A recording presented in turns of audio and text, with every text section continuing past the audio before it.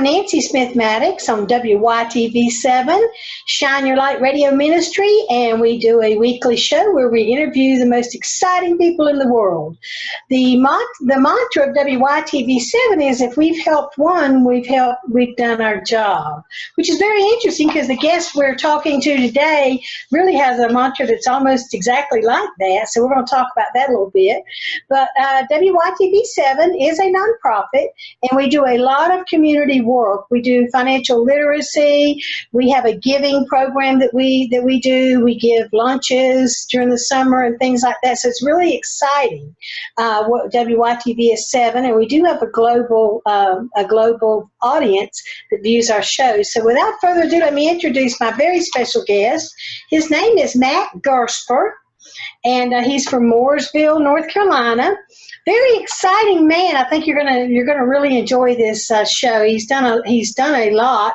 He is a published author, and his mission is to improve the health and well-being of the world, one person at a time. Very similar to WYTV7. He loves to inspire people. He's an international speaker as well, and has lived a corporate life too. So we're going to talk a little bit about this today. He's published 3 books, and he does all kind of talks and lectures to motivate people and to inspire people. And on top of that, he's owner of Third Rock Essentials, which is the essential oils. So without further ado, let's go ahead and start. How are you today, Matt? I'm wonderful, Nancy. How are you? I'm doing great. Thank you so much. It's 90 degrees here in Arkansas where I am. And they said my grandson got in the car this morning and he's like, Nene, the weather's cooling off, and I'm like, that's good. He said this is the last day of 90. It's going to be in the 70s next week, and I'm like, well, thank you, weatherman. So it's going to cool off a lot here, which is going to be nice. It's going to feel like fall. So tell me a little bit about yourself. What got you started? You're an entrepreneur, a published author, and a speaker. You have a lot going on, and you also came from the corporate world too. So I want to get a little bit into that too, if we can. So tell us a little bit about yourself and what you do and where you got where you are. Well, as a kid, I was an athlete, and I always wanted to play professional sports, and actually played football and ran. I was a pole vaulter also in college. And after college, I got 3 chances to at the pros. So I actually went up to the Canadian Football League and played a little bit there before I got cut. And then I went to the National Football League with the Raiders after they won the World Championship, and I got cut. And then a couple years later, I went down to the USFL down in Orlando with the Orlando Renegades, and I got cut. So 3 tries. I had a baby on the way, and I realized I had to do something different. So I launched into back to school, back to work, and that led to a really good career in the corporate world, where I got to do many different roles, and ultimately ended up at the vice president level in a couple of companies. In the second company that I was working with, I had a pretty big disagreement with the executive management, and I was high enough ranked that I could have the disagreement, but I didn't have enough control to win, I wasn't convincing enough to win the argument, and so I essentially got fired. And I was a good employee, so they couldn't technically fire me, but they laid me off. Same outcome. And so I was undeterred. I decided that I would start a company to implement the vision that I had for that industry. And no sooner had I started that business than I got called from a former colleague who said her husband was looking to buy a company. And so I quickly changed directions and ended up participating in the acquisition of this company in the international trade business. That was my real first big step into becoming an entrepreneur. We bought that company from the big accounting firm, KPMG. We ran it for about 10 years. I launched a startup that was similar to it, synergetic to that company. Also at the same time, 15 years ago now, And we grew those companies together for about 7 years. We merged them after that. I went from operations as the president of the startup to become the chairman of the board of the company, which was a lot of fun. And then we ran another 3 years, and then we sold the company. That was back in 2014. And that was when I decided at the bottom of the Grand Canyon, trying to figure out what the next steps were going to be, that I came up with the idea for Happy Living, which is the company I've been running for the last 5 years. That's the company whose mission you talked about, being on improving the health and well-being of the world, one person at a time. And Nancy, we've recently changed that to improving the happy of the world, one person at a time. And the reason for that is how you define health and well-being is different for everybody. It's That's different. right. It's based on what you want to achieve in life. And I can give you 2 examples. Jack LaLanne had a very significant life. I'm aging myself, but he was one of the original guys that really cultivated this health and wellness industry way back in, I think, the 40s and certainly 50s and 60s.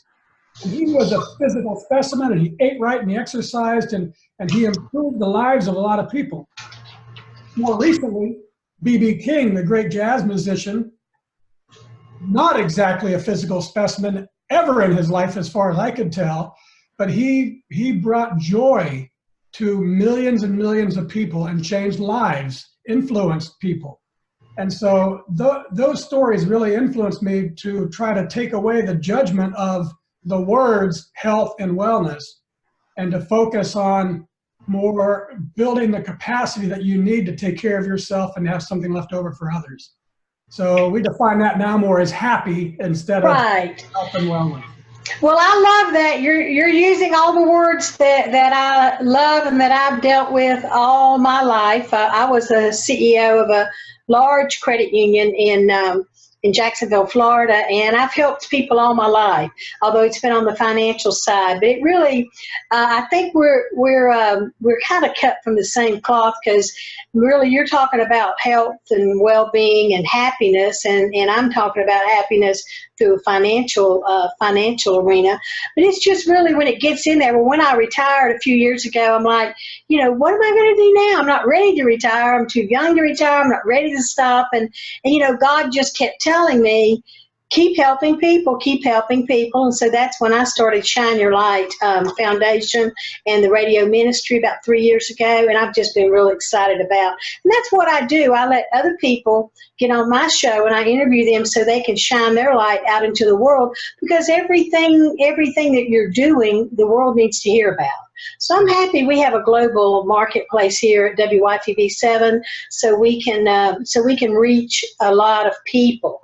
But I love Happy Living. I love your T-shirt, and I love that, and I love how you talked about joy and happiness, and it's really important in this day and time to teach us how to live a happy life, because there's so much going through our mind and through our bodies and all of that. It's really, really very difficult. So I think there's a huge marketplace out there for what you do. So tell me a little bit about, you've got one of your speaking topics is from fired to 42 million, one guy's story. And you said in here that it was an entrepreneurial roller coaster. I like that. So tell us a little bit about that. Oh my goodness, it was a roller coaster. So that's the company we bought in it was 2004. I got fired in January of that year, and we ended up completely changing the direction of what I was going to do to not compete against the company that I just got fired from, but rather to launch into this brand new industry that I didn't even understand what it was about. When I had the opportunity to buy a customs business, I didn't know what customs meant. So that's all the international rules and regulations that govern cross-border or international trade. Wow. And so we bought, it was great. It was great fun. So we bought a company an existing company that basically digitized the rule books. If you can think of all the different manuals that would govern cross-border transactions, not just in the U.S., but in all countries around the world. Well, we we were early on involved in digitizing that so it could be automated in its process. Absolutely. At the same time, I launched a startup that was it took a few years to figure out how it was going to work, part of the roller coaster. But what we did was we worked with big multinational corporations and defined all the products that they sold, whatever products they would buy or sell. Every single thing that you can think of as a product has a customs code associated with it. And so we built their databases to include those customs codes that define the products. And then over the 7 years, we merged those two companies together, and we were providing software and data that would be integrated into the big computer systems of these big multinational companies and automate much of the customs process. So that's what we did. The roller coasters were, we started off in with these big grandiose plans that we would we raised $2.2 million in 45 days. I thought there's nothing to it. And subsequently I learned it's really hard. We just got really lucky. But so that started off really good. And then for the first 2 or 3 years, the startup that I launched and that I was running went through 2 or 3 or 4 identity crises, trying to figure out what were we going to actually bring to the marketplace. And with fits and starts and failures and successes, we finally stumbled into the plan I talked to you about, which was designing software that helped the customs official in these offices to work better. So I spent all my time basically in my 2 previous industries optimizing the business processes of companies and the folks that work in companies. The decade before, it was in this auditing business. The decade after I got fired, it was in international trade. But the process was the same, Right. Which is taking the collective intelligence of a marketplace, a bunch of people, professionals doing the same kind of work, and distilling what the best practices are of those work processes, and then building those into a piece of software, and then going back to the professionals and say, okay, Nancy, does this work for you? And you say, yeah, it's perfect. And then I go to the next person and say, does this work for you? Yes, but if you could just add this component, then we could improve it.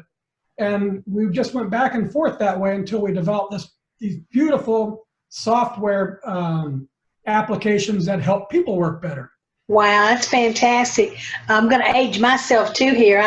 I looked around probably about maybe, gosh, I've been retired 15 years, so probably 25 years ago, I looked around and we had, just like your bookshelf back there, we had our policy and procedure manuals at the credit union, which was a federally insured institution. So there were a lot of rules and regs, and we had it. And the binders were like 4-inch binders, 5 of them. And I walked around with my little pad, and I'm like, where's your pull out your loan policies and procedures. I want to see if you have the most current one in your manual, to one vice president. And of course she said, well, let me see if I can find it. And then the next one, the operations manager, I went to her and I said, let's see if this new teller can pull how to cash a check and how to key it in, and I'll see if she can do that. Pull your manual out and let me see if it's updated. Her manual had dust this thick on it. And I'm like, there's something really wrong with this thing. This needs to be automated so we actually set about a task to do that at the credit union. That was a long time ago. And we actually it wasn't to the degree that you're talking of with international, but it was more or less a model policy and procedure manual for all credit unions for the National Credit Union Association. So that was kind of good because it was on the computer. You could pull up, you could put in a keyword and pull up what you were trying to do.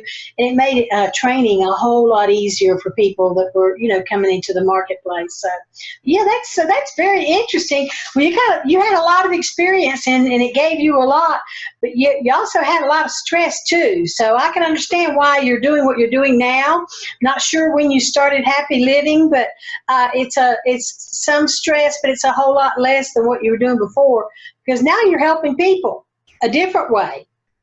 Better now. It's a transformation from helping companies to be better to helping people be better. And the concept of Happy Living was the same thing. Can we gather the collective intelligence of a marketplace? What are people doing? and distill it down into some best practices. And in the case of Happy Living, we do that with content. So we write blog posts, we have podcasts, we write books, and those, if you think of those as they're not software applications, but they're distilled down bits of information about something that we're doing or we're experimenting with or we've learned about that improves our health and happiness. And so then we can share that with the world. And if you can glean a little bit from a blog post that makes you just a little bit happier and healthier, then that's a big success for us. Well, I can imagine it really is, because it's just so needed in this day and time. It's a difficult time to live in, and I'm constantly worried about my grandchildren being raised in the environment that we're in, because I just don't remember it being this difficult when I was a teenager. We just didn't have to worry about a lot of things like we do now. And then in retrospect, when I look back, there was still racism. There was still there wasn't a problem with drugs because we didn't have them when I was a teenager. But, with alcoholism and domestic violence, all the things were really the same. But I think it's more emphasized now because we have 24-hour view of everything, 24/7. Yeah. You said something interesting we didn't have to worry about. And I think that's true, but I would add a few words to that. We didn't have the choice to worry about. I think a lot of the stress that we take on in this modern day is because we're choosing to worry about things that we have either no control over or we're choosing not to do anything about. And if you don't have control over something and you're not going to do anything about it, it doesn't do you any good to worry about it. And that's still true today, even after everything that we've been through, even at my age, you still find yourself worrying about something that you can't control. And I'm like, no, stop. You can't, there's nothing you can do about it. So I imagine a lot of your speaking engagements and things are addressing that. One of them is disconnect, immerse, and transform. Tell us a little bit about that, Matt. You did your homework, Nancy. I did. So disconnect, immerse, and transform is a talk that I do for conferences aimed at this idea that any big conference, whether it's a health and wellness conference or a financial conference, in your old days, I'm sure you attended them. We had international trade conferences where the professionals or the people of that organization gather together to explore basically how to improve something, right?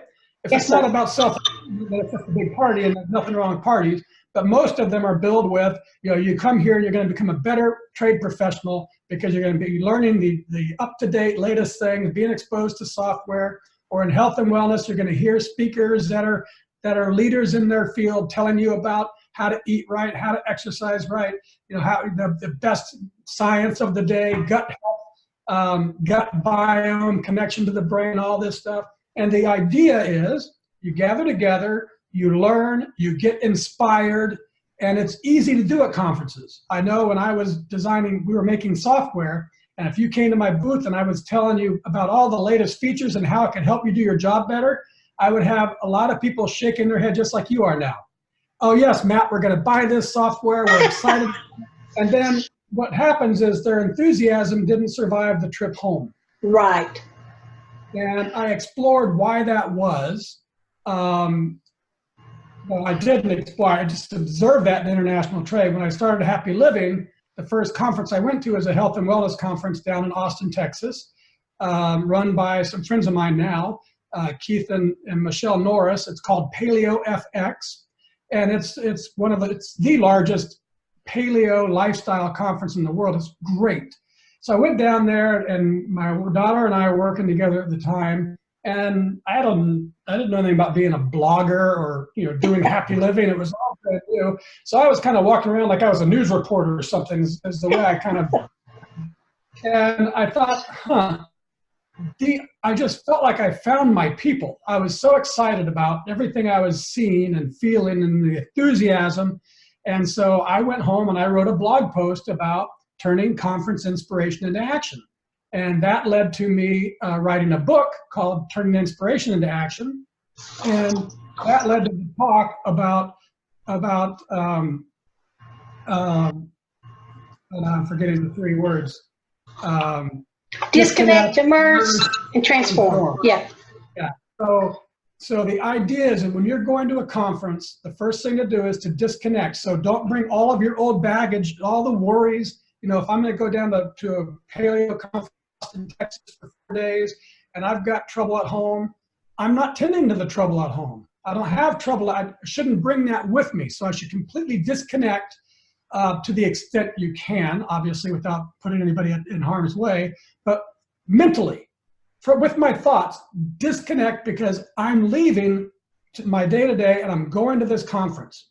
And while I'm there and I'm disconnected, then I should just get completely immersed in what's going on and pay attention to those bits and pieces and people and products that inspire me. And disconnect, immerse, and then transform. And so that list of inspiration, what I should do is I should not judge it while I'm at the conference, but I should take note. I saw this person and I was inspired by this. I saw somebody singing and I was really inspired. It brought me back to my days maybe as a singer, and I haven't sang in a long time. That's not my story. I can't sing, but I was just making an analogy. Yeah, absolutely. I saw the way somebody was dressed and I really thought that was important, or I was inspired. I didn't think it was important. So just taking in what inspires you, getting immersed into it. If you think you might want to ask some fancy person up on stage a question, ask them. You know, be bold. Just if you see somebody in the hall that inspires you, you know, grab them and introduce yourself to them. Be bold and just get immersed in the conference. And then on the way home, apply what I write in my book about the transformational process, which is pay attention to what inspires you, ask why is it important to you, and then determine how you'll bring it into your life. And so on the way home, that's when you do that work. And you say, hey, I've got these 10 things that inspired me. Why is it important to me? And when I start asking why, I might find out that one thing was important for a lot of different reasons, and another thing wasn't important at all. And it wasn't really inspiration I felt, it was just maybe admiration, which is fine. Then maybe what I'll do is say, hey, Nancy, I really admire the way you run your radio show. But I determined that I really inspired about it. I admire it. I want to be a book writer, you know what I mean? So that first question, asking why is it important to me, invokes one of three powers that make you powerful enough to overcome the gravity, the forces that hold your life in place, the reasons that inspiration doesn't survive the trip home.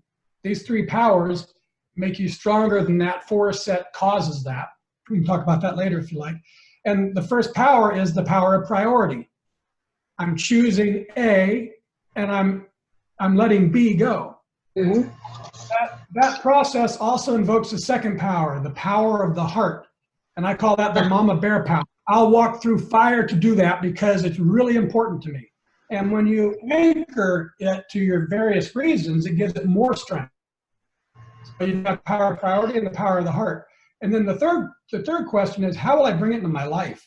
And when you start thinking about the third question, this is where I think a lot of people get derailed, because we're all busy. And so if I'm inspired and all of a sudden I want to write a book, I've got to look at everything I'm doing today and make some space for my transformation, the third thing.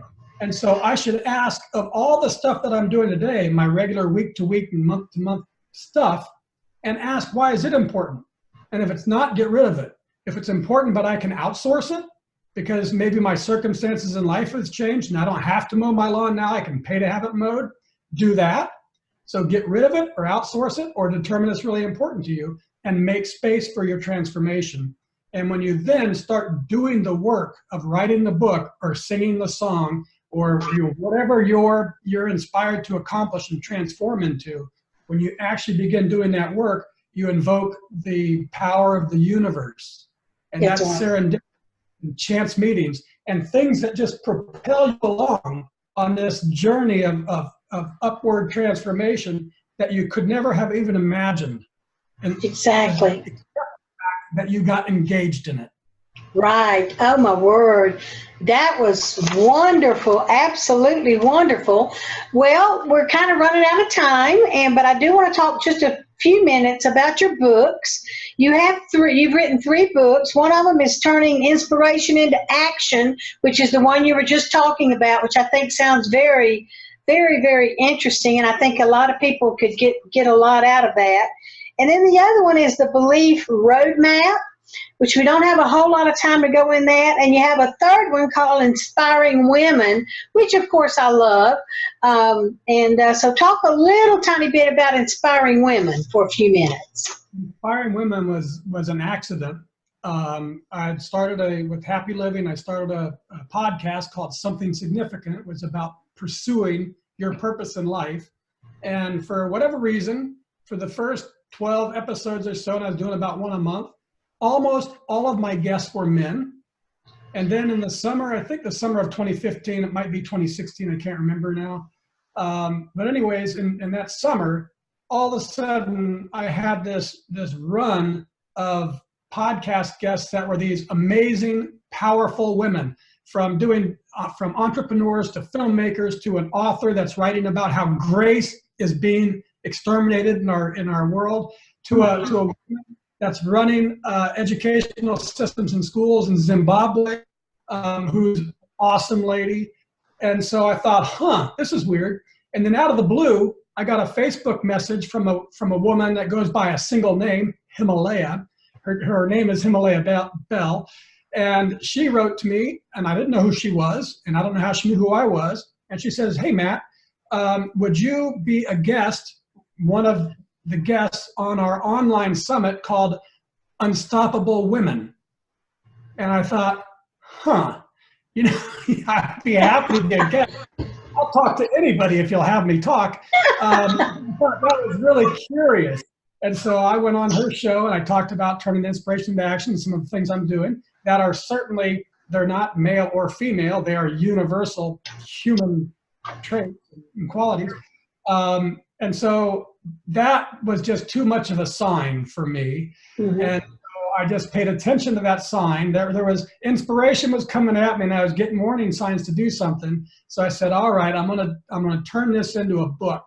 And I had already written several posts. The lady who wrote a post about grace being exterminated, she had a chapter on female stripping. And one of the things that she wrote about was the strippers were completely gave what the audience wanted. They didn't do anything for themselves. It was all for the other. And to her, she recognized that is a form of grace. And she wrote about all different kinds of chapters that were in the book. But I wrote a blog post about I want to live with the grace of a stripper. And I wrote another blog post from the filmmaker, and she had written about how is man's man's right brain, that's the right, it's man's brain, the analytical brain, creating a woman's world. And just this beautiful, mini film that she did that I watched and was inspired by. And she also wrote one about 50-50. The time in the future when women will actually really honestly have a 50-50 chance everywhere in the world. And so I'd already written several blog posts. So the book is kind of my introduction. Himalaya writes the foreword. We have all these interviews of these amazing women, and then my closing down with, I think, some of the posts that I wrote about. So wow, that's awesome. Oh, my word. That sounds great. Well, tell us, we only have like a couple of minutes, but tell me how we can reach out to you for people that are going to want to get a hold of you because of this interview. So our website's www.happyliving.com. This is my second or third entrepreneurial venture. So now my email address is matt@happyliving.com. Okay. Good. Thank you. And of course, your books are all available, right, on the at the big bookstores and Kindle and all. It's all online, so they're available at happyliving.com, and they're also mainly available at Amazon. Okay, good, good. Yep. Buy them, and if you buy them and love them, please leave me a review. If you buy them and you're not so happy with them, then send me a nice email and we'll talk about it. Yeah, that's awesome. Well, I'm just so excited to have you today. You've been so inspirational to us, and such a huge. You're such a happy person. Wow, and I love happy living. So I'm so excited. I thank you so much, Matt Gersper, and I hope that everyone will really enjoy this. Okay, and thank you so much. It's been a great pleasure. Okay, Thank you. thank you.